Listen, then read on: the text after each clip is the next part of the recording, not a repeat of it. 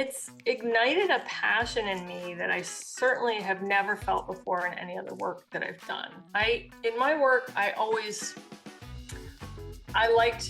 enjoyed it. I like to use my mind. I like the creative process. There are a lot of things that I found fulfilling about working.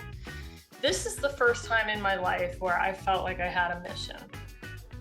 Hello, you are listening to the Late Bloomer Living podcast. I'm Yvonne Marchese, your host, and I'm so happy you're here. I created this podcast to give you inspiration and let you know you're not alone in feeling stuck in midlife. I also invite you to join the Age Agitators Club for women, where we come together monthly to hatch our plans for making waves as we age. Being part of this community for women will remind you on a regular basis that you're not too old and it's never too late to do that thing you've been thinking about. You can find more information at latebloomerliving.com/community, and I hope to see you there. Hello, my friend. I just have a quick question for you about your bra. And the reason I want to ask you this is, first of all, I am a small-breasted woman. I'm going to say that right out the gate. I don't actually need a bra for support, but I have some dear friends who are exactly opposite with me. We're always kind of laughing and wishing we could trade a little bit of something from our bodies. But I know that a bra can be the bane of your existence. I know that when I wear them, sometimes at the end of the day, I come home and the first thing I do is I take off my bra. And the reason I'm talking about this right now is because I have Karen Poirier with me. She is the founder of Embrago clothing. She applied her creative problem-solving skills and technical experience to reimagine bust support. She designs chic wardrobe basics for women who are over 50, and the result is a patented system that integrates bust support directly into ready-to-wear clothing. We're talking braless. Women, so if you're big-breasted, do you ever go braless? Probably not. Oh my gosh, there's so much to talk about here. And one of the very cool things that I read in her bio as I was preparing for the interview, she's from Pittsburgh, Pennsylvania, which she put on her bio as an American city with a long history of hard work and innovation. She says, I was raised to be independent and to solve problems. If I didn't know how to do something, I was expected to figure it out. And that upbringing has always made me question the way things have always been done when I see the need or the room for improvement. I love that. I love that. Karen, thank you so much for being with me today. Oh, thank you so much for having me. I am so excited to be here, and nothing makes me happier than getting to share this with other midlife women who may have this need, because I feel so strongly that we have not had good options and we deserve better. Absolutely. And I also want to mention, a lot of people always want to know where I find guests or how I connect with the guests on the podcast. And I want to thank you for your very kind welcome to the Celebrate the Gray collective, which is how we connected through Stephanie Odell. So a little shout out to Stephanie Odell, who is championing the use of models for fashion and in the media who are over 50, who are real women. And that's how you connected with Stephanie, right? Was you've got this brand, it's made for women in menopause, and you were looking for real models, weren't you? That's right. That's exactly right. And I couldn't find them because this was something that I never expected to be the biggest challenge of marketing my line. Wow, really? And that is trying to show it on the women it was designed for. Because right now, in general, at every agency I've looked at, other than Stephanie's, thank goodness for Stephanie and what she's doing, you know, the fashion models are exclusively very, very petite and thin and small busted.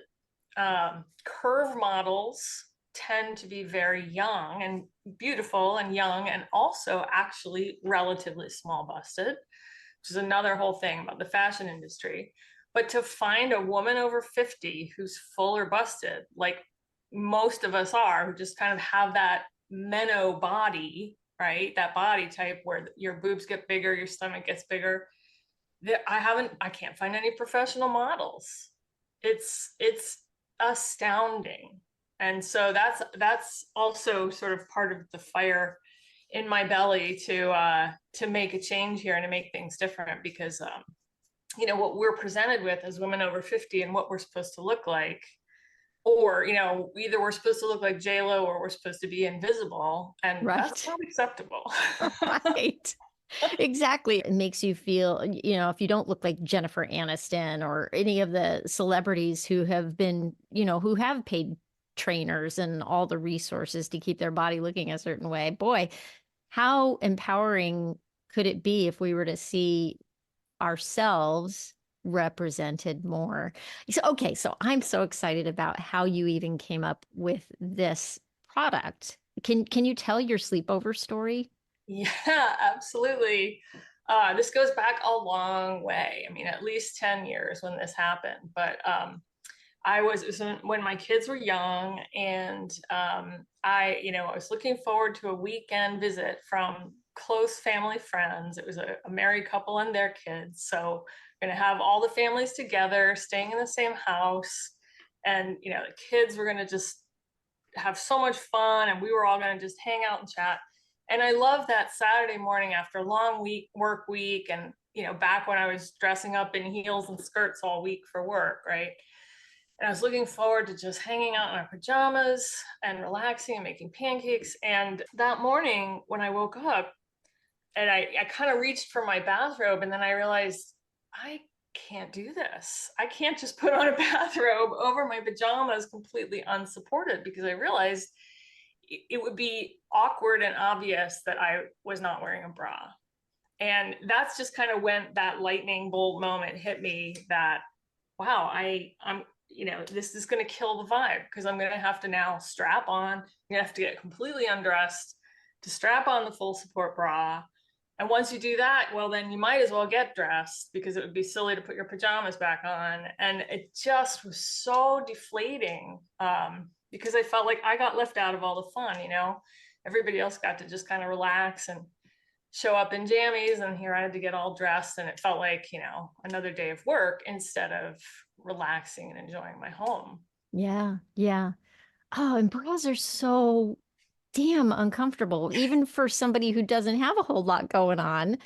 Can you talk about the problems for somebody who is better endowed? What are the problems that come with wearing a bra? Oh my gosh, I can talk about it. You'll have to stop me because there's so much to talk about.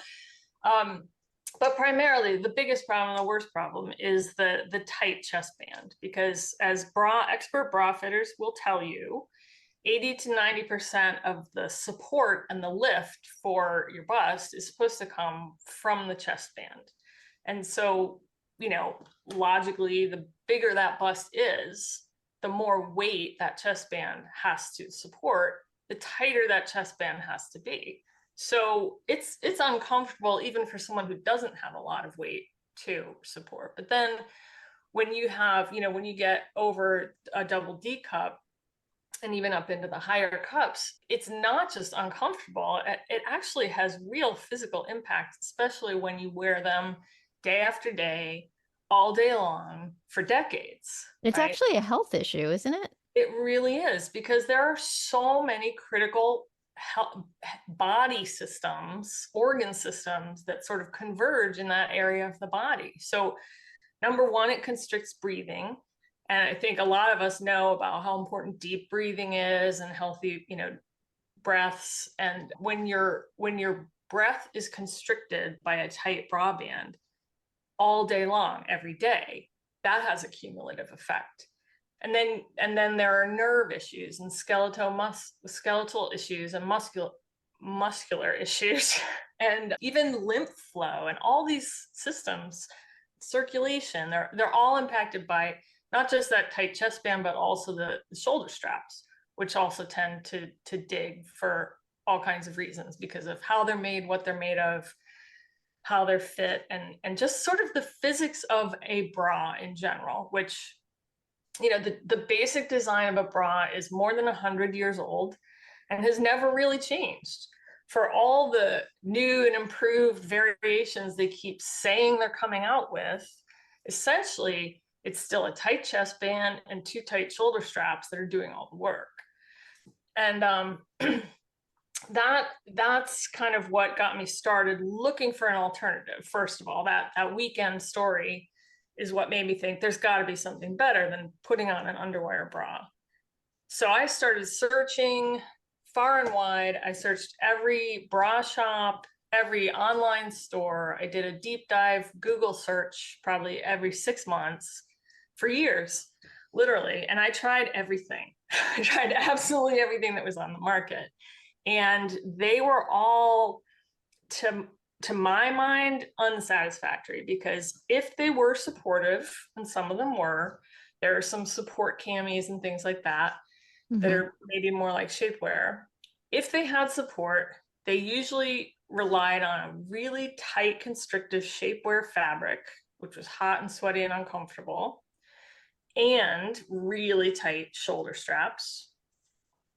And then if they were comfortable and they didn't have those features, then inevitably you had this just terrible shape. You'd have a uniboob, or you'd have side boob, or you'd just be just flattened down.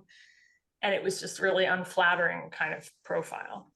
So I went through all of them.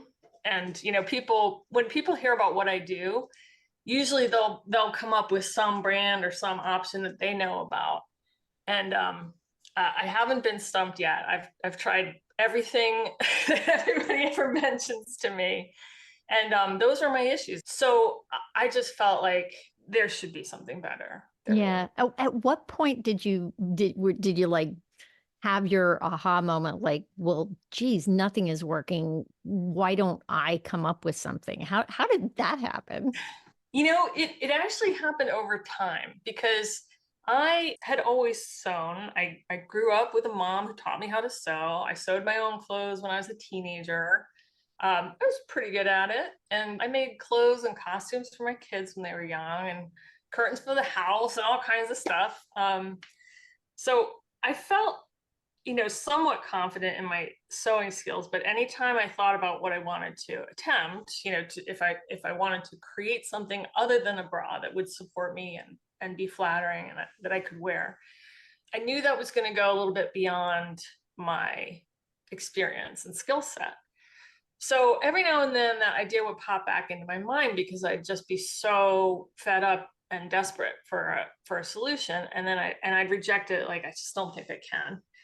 But then I found out about a sewing studio that opened in our town, which was kind of a new thing. Sewing hadn't been a thing for a long time, as we know, right? So I found out about the studio, and it was run by a fashion industry veteran. And I thought, maybe she can help me. So I reached out, and my first ask was, could you design this for me? And she said, well, no, that's not what I do. I teach and I coach, but I can teach and coach you to make it yourself. And that was so empowering, because I would not have had the knowledge or the skill to be able to do it on my own. I could have tried a bunch of things, and it would have just been a hack job, you know? Yeah. But working with her, I was so empowered, and it gave me, and she was so supportive, because I was really afraid at the beginning of it that maybe it wasn't possible, because I thought, if this hasn't been done by now, why hasn't this been done by now? Like, if it were possible, someone must have invented it. So I'm kind of worried that it's not possible. But, you know, she never discouraged me. We just got right to it. And I met with her every week, and we just started draping on her sewing mannequin, and, you know, playing with pattern pieces and whipping up prototypes. And we just worked and worked and worked at it. And I knew exactly what I wanted. And the number one thing was, I had to eliminate that chest band, because that was just the bane of my existence. That is what I hated about the bra most of all, was the chest band. So anyway, it was a long process of trial and error. But in the end, when I put on that final prototype that we had worked on for more than a year, and it fit and it looked amazing and it felt amazing. It was it was such a eureka moment. I bet. I don't even have the words, you know. I feel like the guys who Did win you the do a Super little Bowl, like, dance? What did you do? it was actually kind of low key. It was kind of like, yeah, that's it, you know. End of Wow. session. So now I'm going to go back and ask you because a moment ago you were talking about, well, maybe this isn't even possible. And I was wondering for myself too, did you have any kind of self-doubt that was mixed in with that, which is, well, who am I to think I could be the one to come up with a solution to something that hasn't been solved? And was any of that in there for you at Yeah, all? for sure. Yeah, Yeah. definitely. Because there was a lot of that doubt. Like I said, I just thought, like, what, am I crazy? Like, and then and I also thought, am I the only one who's ever wanted something like this? Like, why wouldn't anyone have come up with this? Why wouldn't there be anything else like this? And so there was a lot of just questioning, like, maybe it's just me, maybe I don't know. And you know, is it going to be possible? I don't know. So, How but you did know, you by the push time, through it? How did you keep going for a year of this development process? What kept you going? Was it because she was there to kind of keep cheering you on and guiding you through I the think process? it was a combination of things. It was the fact that at this point in my life, I was so frustrated and just in so much pain and discomfort from the broad, and I was highly motivated. And I believed in my coach. I thought, if this can be done, we can do this together. And I think there's just, I mean, and that is the theme, I think, um, for a lot of women, where we feel so much more empowered together. And you know, there's a lot of talk about that, about community and how important that is for us. And I have definitely felt a lack of that in my life because I have no sisters, and my mother had no sisters. Mm. So I grew up in this, I don't know how unusual that is, but I sure felt like an oddball because I just kind of missed out on all of that feminine, nurturing energy. I mean, I had my Mm. mom, but I grew up with all brothers, all male cousins. Like, I just had no girls around me. So Wow. I kind of Yeah. I grew up like a boy. But I just I think there was something lacking in me that I didn't realize what it was. I didn't realize that what I really needed, was another woman by my side, helping me, working with me, working together. There's And so much power in that. Oh my so much gosh. power. And I think that's what made me feel able to do it. I would Oh my never have felt gosh. that on my own. Yeah. But it was so energizing and motivating. And I felt so supported that at that point, it gave me more energy. Just getting to start it and work together with her gave me even more energy. That's so great. Wow. You talking about that need for community and feminine community. I used to avoid female groups, and it was all based on some mean girl experiences in high school and some different things like that. And I always found it easier to make friends with guys. But there came a point where I realized that that I needed that feminine connection. And really, it's amazing what starting the podcast did for me, is made me realize how important community is. And that's what prompted me to start to do the summit that I did in 2022, which led me to starting a community for women. And the mastermind program that I'm in for business is a bunch of women who are close to my age. And that makes all the difference too. Man, we are a force to be reckoned with when we support each other and go to each other for help and offer help and ask for help. How amazing, right? It really is. It really is. And I think I wouldn't be surprised if a lot of women like me are not even quite conscious of that deep need, because I think it is really deep, and it's been so covered up by our society and this message that you know, back in the 80s, 90s, when I entered the work world, you had to be like a man to succeed, you know. Right? Yeah. What Uh, was your corporate career, if you don't mind going into that?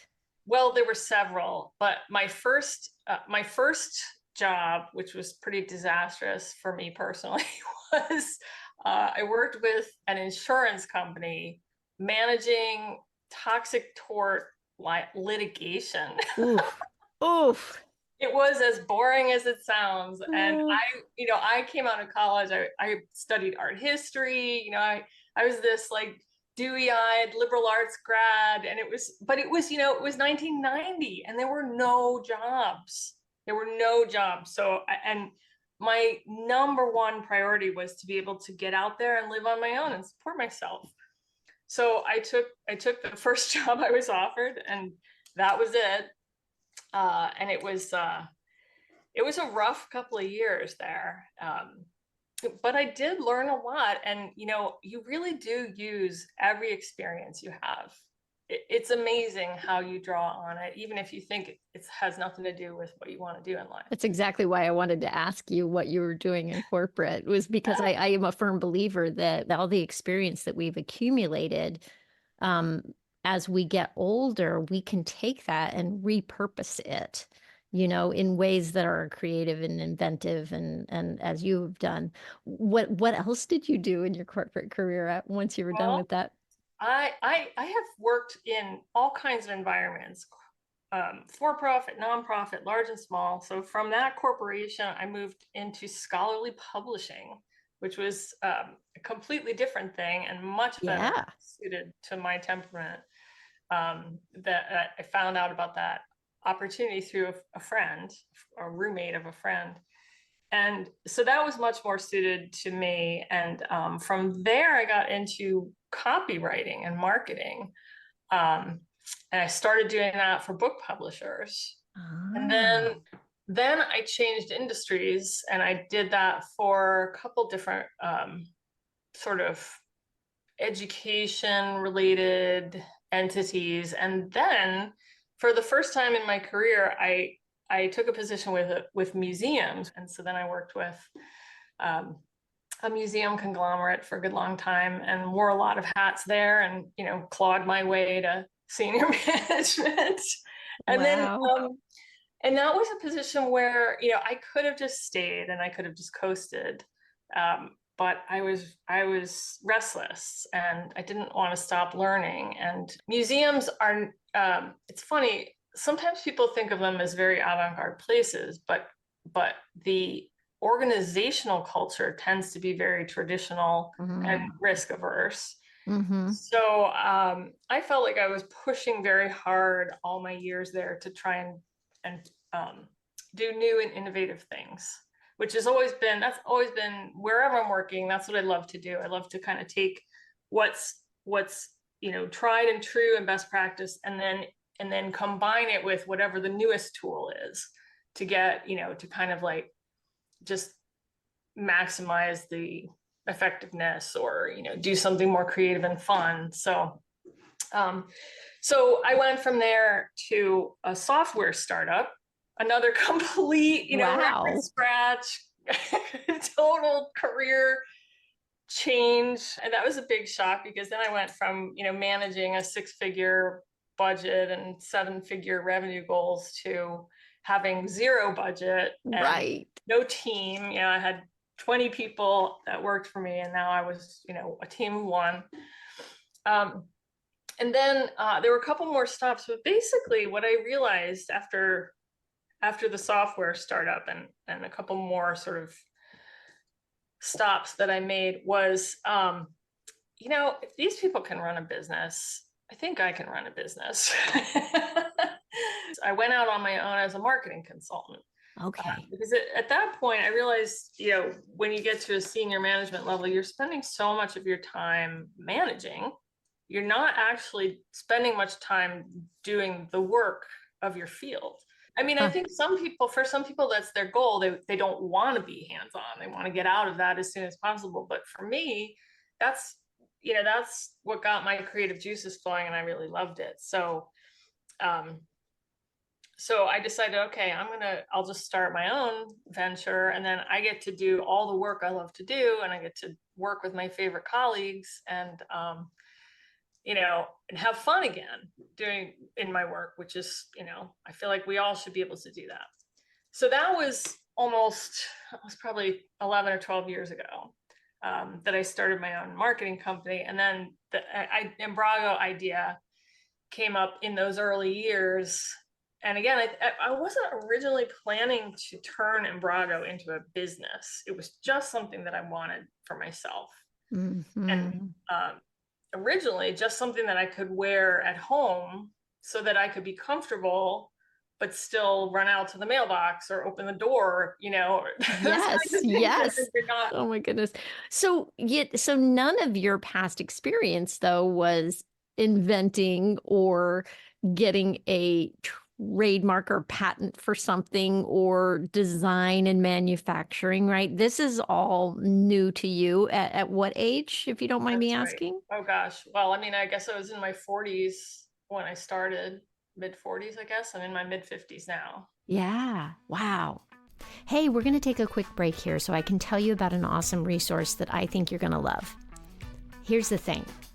We are always works in progress. Do you find yourself wondering, what do I want to be when I grow up? If so, then I think you're going to want to subscribe to We're All Getting Older, which is a weekly newsletter written by Lou Blazer that's all about continuing to grow and get better in the second half of our lives. We're All Getting Older is a sponsor for this podcast, and I'll tell you, I don't choose sponsors lightly. I get so much benefit from reading Lou's newsletter every week, and I think you will too. She writes the newsletter for midlifers who believe in getting better as we get older and making the most of life's second half. Her newsletter was previously called Midlife Cues, but it does have a shiny new name, and I love it. We're All Getting Older. So if you want to subscribe to that, it is on Substack, and you can easily find a link to subscribe at loublazer.com. That's loublaser.com. And now back to our regularly scheduled programming.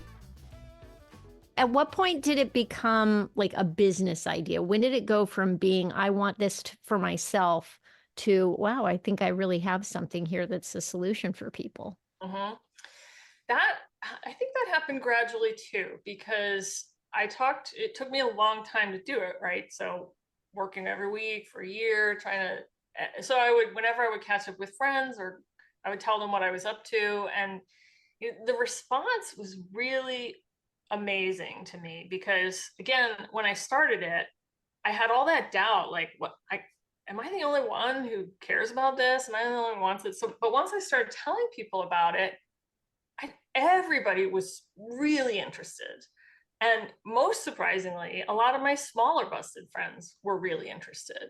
And that was good learning for me, because I assumed wrongly that, you'd only be worried about not wearing a bra if you were big like me. But every woman is self-conscious about that. Nobody wants to obviously be braless, because it's a very vulnerable sort of feeling as a woman. It is, absolutely. And as somebody with no need for support, yes, I'd still wear a bra.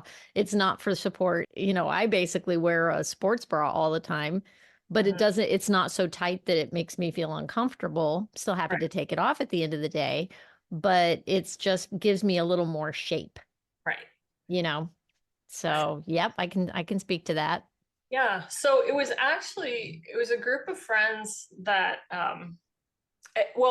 there's so many interesting revelations along the way. Like, number one, I realized how little women talk about this. Even full busted woman to full busted woman, we never talk about this, right? And especially in mixed groups where there's full busted and smaller busted women, because full-busted women know that small-busted women don't understand. And a lot of times you get a real negative reaction, like if you make any comments or share anything, there's sort of this look of horror that crosses you see it flash through their eyes before they catch it, and tell themselves to be polite. But like, if you talk about like some of the movement and some of the management issues, you could just see on their faces, like they're horrified.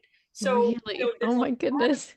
Self-consciousness and really self-condemnation, right? Because again, going back to one of your comments earlier, in our society, the ultimate failure as a woman is being too big, right? What we grew up with, right? It was very much ingrained that if you were too big, or once you pass a certain age, you let yourself go, right? That was just the ultimate failure, because in our society, women are supposed to look 20 forever, right?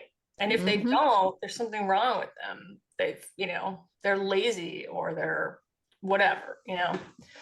So we don't share these stories with each other. And so when I started talking about the work I was doing, it opened all these doors to conversations that otherwise never would have happened. And I learned so much through those conversations. And that's when I realized that it wasn't that people didn't want something like this. It was that our needs and desires for something like this have been so suppressed for so long from such a young age that we're not even conscious of it. We don't even, most women on a conscious level, never even think to say, there should be something better than this bra. We just accept it because it's always been that way. And we've never had any other options. And we all assume that if there was something better, someone would have invented it. Yeah. And there's, can I say, there's the Victoria's Secret effect. For women, I think, you've got this image that it's sexy to have on a sexy bra, right? It's all, and it's again about the visual pleasure for men. So there's that. And it's something you had mentioned in our first conversation, which actually was a big surprise to me, was the idea that there's a perception of larger breasted women that it has something to do with a class issue. Right. Can you explain that one again to me? Yeah. That was a revelation to me, actually. Oh, me too. Not a good kind. When I was doing my original research and in those deep dive Google searches that I was talking about, and, out of frustration, I would just search, why aren't there better options? Why aren't there more clothes? Why aren't there better options for full-busted women? Why is there no fashion? And the quote I came across said, the reason is because large breasts never say wealth or class. That's what you said to me. That was a massive aha.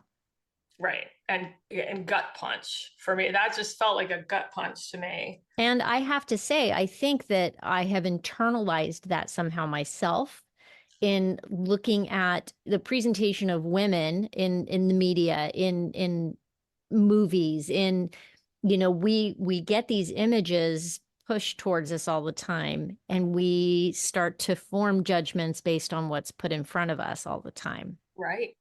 That's right. And we don't see large busted women on fashion runways, and we don't see them in luxury ads and, anywhere where you would think wealth and class, right? It's been very, very deliberately suppressed. At first, I was just kind of hurt. Like I felt hurt by that statement. Because number one, like people who have large breasts usually have no control over that. Of course not. At all. Like you can lose, there's a lot of women who are just naturally full busted who they can lose weight to the point of being unhealthy, skinny, and they will still have big boobs. There's just some body types like that. So it's really this genetically predetermined thing, and there's not a lot you can do about it. So it felt very unfair, right? Number one. But then as I digested it, with that thought, like those feelings sort of passed, and I started really thinking about it. And I thought, that's ridiculous. Like Right? it's we're still people, we're still consumers, we still need clothes, and it to me, it just kind of proved the superficiality of, I went into this with a lot of sort of respect and intimidation for the fashion industry, because it was not my background, as you mentioned. I had no experience in this at all. So I went in assuming I know nothing and other people must know everything. And that was the first quote that I read where I realized actually they might not know much. Like they might know their one silo of high fashion, but they don't know a lot. They don't know about people, and maybe they don't care about people, or I mean, I'm sure they do in their way. But and it's not meant to be an attack on the fashion industry. I love the industry. I love beautiful clothes and style. I just feel that all women should be able to wear it, right? All Yeah. women should be able to look and feel beautiful without having to go through a lot of pain. And I think, what you brought up is really okay. I hope I can get to this quickly.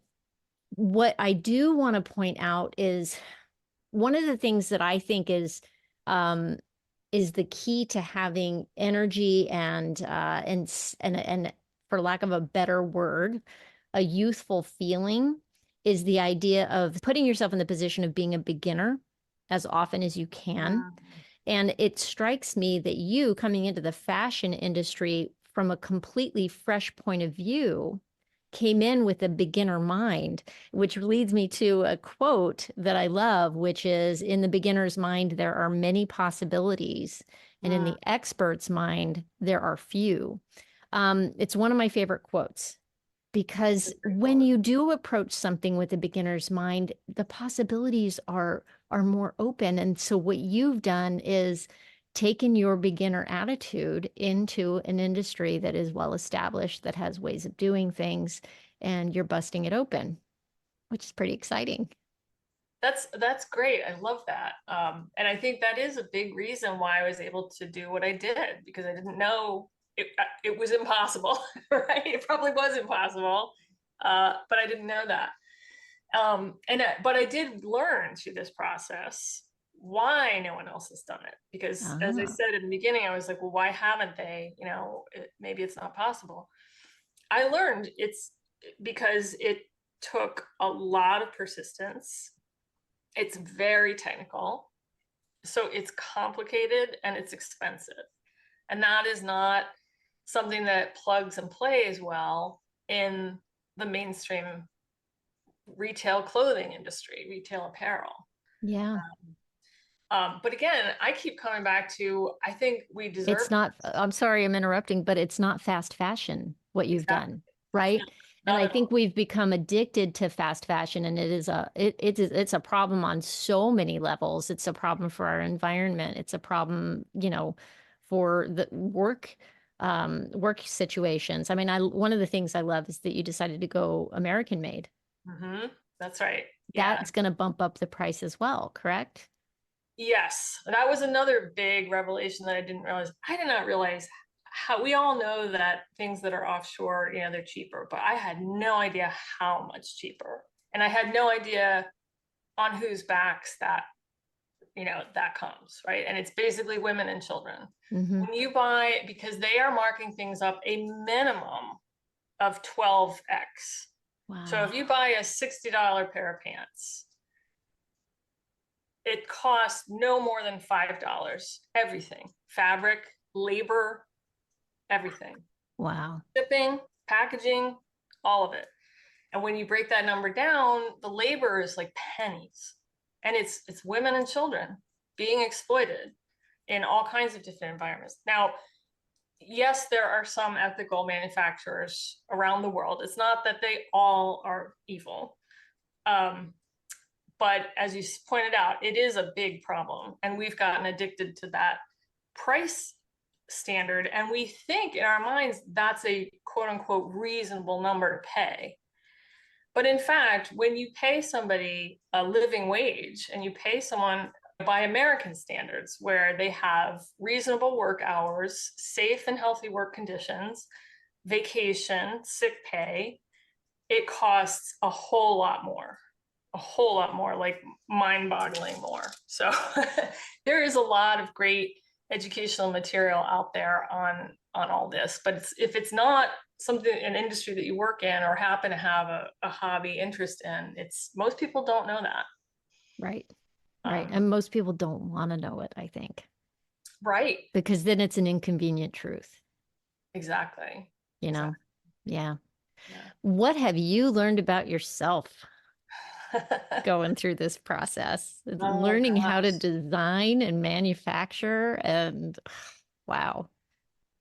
Yeah, I mean, I've certainly acquired a lot more knowledge about industries, and I've learned that I was pretty arrogant going into it, thinking that it wouldn't take me long to learn this industry. That was wrong. That was very wrong. It was every step along the way has been a test of faith and endurance, in large part because the manufacturing, clothing manufacturing in America is in such a sad state, because it all, you know, it was just decimated in the 80s, 90s when everything went offshore. Because of all that history, it was very difficult to make connections and find resources, because the companies who remained often still operate like they used to operate in the 80s. Some of them don't even have websites. So it's been very humbling in that sense. I have also learned that I always knew that I was a pretty determined person, but this has been the test of my life for sure, and has definitely taught me that I am determined. And it's ignited a passion in me that I certainly have never felt before in any other work that I've done. In my work, I enjoyed it. I liked to use my mind. I liked the creative process. There were a lot of things that I found fulfilling about working. This is the first time in my life where I felt like I had a mission. And I really do believe this is my mission, and I want this to be my legacy, because we barely even touched on all of the shocking and sad things that I've learned about women and their clothing, because so much of our dignity and our sense of self-worth is tied to what we wear and how we feel about what we're wearing. It goes deep, very deep. So my heart has gone out, especially to the midlife woman, because the other thing that happened, not by design, is that throughout the entire Embrago history, I myself have been going through perimenopause and menopause. And so I am deeply and closely and personally experiencing all these things that hit you, family things, you know, aging and dying parents, children leaving the house, your own body changing, your own, like the whole hormonal environment. It literally changes who you are. It changes how you feel and how you think, and you're redefining who you are and figuring that out. And there are these very dark periods of feeling lost and discouraged and exhausted, and not to sound cheesy, it's going to sound cheesy, I know, but having Embrago on those really bad days has been an incredible uplifting thing for me, because, you know, when I put this on, even though, you know, like you experience that like crazy, where did this come from, menopausal bloating, right? And nothing fits. But, you know, as part of why I designed Embrago the way I did, because you put it on and it adapts, this body responsive technology. You know, you can be within 20 pounds, you can change up or down 20 pounds, and it is still going to fit you, look good, and feel good. That's amazing. That's amazing. I think one of the things I heard you say in an Instagram live that I watched with you was that you designed it to feel like a hug. Mm-hmm. How different is that from the current bra that we're putting on our body with the Right, underwire and the poking things and the tightness and the can't breathe and all the things. Oh my gosh. exactly. What are you excited about that's coming up? I am Anything? excited about bringing this to the world, bringing this to women, because again, there are so many women out there who are so discouraged. They're beating themselves up. They're feeling terrible about their bodies and how they look. And it's because there are no good clothes, right? The clothes are just not made for them. Clothes are made for younger bodies, and that's it. But we are offered tunics and sent off into the sunset, right? Like, and it's no wonder people feel terrible. But when you put something on that's actually made with compassion for your curves, you look in the mirror and you're like, ooh, look at me. This incredible feeling. And that's what I want to offer to the world and to give to women, is to say, you do not have to settle for what's out there. You can demand more from your clothing. You have better options. Fantastic. Oh my gosh. So my blue sky goal is to change the fashion industry. There really is no reason that we need to be wearing bras to be supported and shaped. And the conversations out there are always like, bra or no bra, and like it's this choice between like either you're decent, quote unquote, and well dressed, or you're just all these other bad things that they associate with being bra free and unsupported. But it's the wrong question. It's the wrong conversation. The right question is, why aren't there clothes that can do this? We live in the 21st century. We have the technology if we want it, so anyway, that's what I'm here to do. And that's the way. I am determined to keep this going and get this out there. So I'm just delighted to be able to spread the word. So thank you. I'm so excited for what you're doing, for you, for your own journey, your own personal journey. I'm excited for what you are providing for women of a certain age, or any age, really, right? I'm sure anybody could wear these and feel good in them. That's right. And gosh, it's a revolution. And I just want to point out that they have done some studies that show that older entrepreneurs actually bring more innovation to existing industries. And you are proof positive of that. And that is very exciting to me. So thank you so much for being with us today. And I can't wait to continue to be connected with you through Celebrate the Gray. I love that you're trying to use real women models. We need to see ourselves represented in fashion, in media. That is so important. And to have something designed for our bodies, amazing. Massive kudos to you. Thank you. Thank you so much. Thanks for helping spread the word. And if anyone out there who's listening is brave enough, get in touch with me, please. I want to be able to show menopausal bodies. I want to show my products. But as you said, any woman who's fuller busted and curvy can benefit from this. So please get in touch if you have any interest in being part of the ambassadors. If you're over 40 or 50, not picky about the number, but if you're willing to help represent real bodies, you can reach me through the website at embrago.com. Perfect. All right. You guys know where to go. I will have stuff in the show notes for you as well. And thanks again, Karen. I so have enjoyed this conversation. Thanks, Yvonne. It's been great. Well, there you have it. I love talking to Karen. Her sense of mission is so clear. And I love that sense of mission has come to her at this point in her life, based on an experience that came of something she needed, that she pursued for her own needs. How else do I say that? And then has turned it into something to share with other women to make life better. If you want more information about the Embrago brand, or you want to learn more about Karen Poirier, I'm going to have all the links for you in the show notes. You can just go to latebloomerliving.com/podcast and look for episode 178. And yeah, there you go. Another one in the books, my friend. Ooh, speaking of books, have you gotten my book? in full bloom, A Guide to Aging Playfully. If you haven't picked up your copy, go pick one up in Amazon.